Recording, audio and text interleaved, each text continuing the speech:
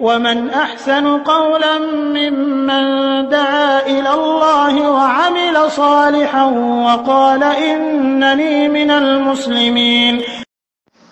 আসসালামু আলাইকুম ওয়া রাহমাতুল্লাহি ওয়া বারাকাতুহু।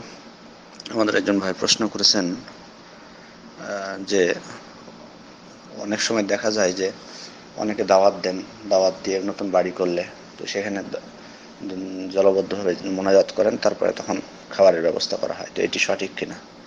প্রথমত বলবো যে নতুন বাড়ি করার পর দাওয়াত দিতে হলে এটি সত্য হলো বৈধ হবে তখনই যদি সেটা আল্লাহ শুকরিয়া আদায় স্বরূপ দাওয়াত দেওয়া হয়, আল্লাহ শুকরিয়া আদায় স্বরূপ দাওয়াত দেওয়া হয়। অন্য কোনো উদ্দেশ্যে দাওয়াত দিলে এটি গ্রহণীয় হবে না। অনেকে আমাদের দেশে নতুন বাড়িঘর করে দাওয়াত দেয় যে জিন তাড়ানোর জন্য, শয়তান তাড়ানোর জন্য। এ ধরনের আকীদা পোষণ করা যাবে না, বরং শয়তান থেকে রক্ষার জন্য মহান আল্লাহ তাআলা অনেক ধরনের পদ্ধতি আমাদেরকে শিখিয়েছেন, সেগুলো অনুসরণ করতে হবে। কিন্তু দাওয়াত দেওয়া না, দাওয়াত দিতে পারেন কিন্তু আল্লাহ শুকরিয়া আদায় স্বরূপ শুধুমাত্র।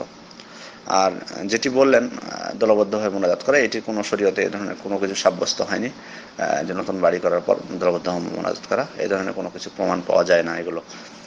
আর আপনি যেটি বলেছেন যে অনেক সময় মজলিস শেষে যেটি মোনাজাত করা হয়, রাসূল সাল্লাল্লাহু আলাইহি ওয়াসাল্লামের পদ্ধতি ছিল মজলিস শেষ করে তিনি একটি দোয়া পড়তেন, যেটি কোনো সময় তিনি ছাড়তেন না। সুবহানাকা আল্লাহুম্মা ওয়া বিহামদিকা আশহাদু আল্লা ইলাহা ইল্লা আনতা আস্তাগফিরুকা ওয়া আতুবু ইলাইক। এটি রাসূল সাল্লাল্লাহু আলাইহি ওয়াসাল্লাম পড়তেন এবং তিনি বলেছেন যে এটি কাফফারা, মজলিস শেষের কাফফারা। অর্থাৎ মজলিসে থাকা অবস্থায় অনেক কথাবার্তায় ভুল ত্রুটি হতে পারে, অনেকের ব্যবহারে ভুল ত্রুটি হতে পারে। তো এটি যদি পড়া হয় তো ইনশাআল্লাহ মহান আল্লাহ তাআলা সেই ত্রুটিগুলোকে ক্ষমা করে দিবেন। সেজন্য তিনি নিয়মিত পড়তেন এবং পড়তে উৎসাহ দিয়েছেন। এটি হলো সঠিক পদ্ধতি।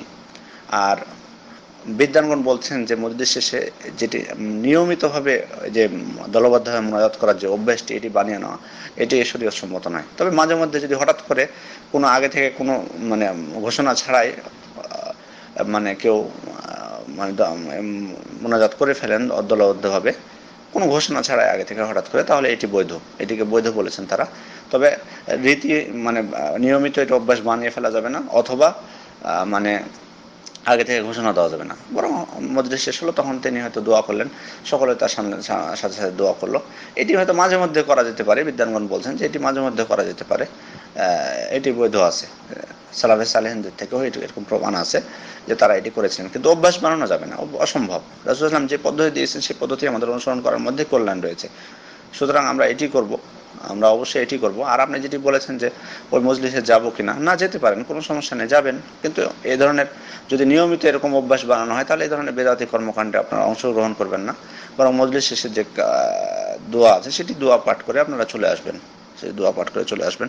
কারণ সেখানে যদি ইসলামী বয়ান আলোচনা হয়, ইসলামী দাওয়াত, ইসলামের সহিহ হাদিসের দাওয়াত দেওয়া হয়, তাহলে যেতে কোনো বাধা নেই, এক্ষেত্রে কোনো সমস্যা নেই। আসসালামু আলাইকুম ওয়া রাহমাতুল্লাহি ওয়া বারাকাতুহু।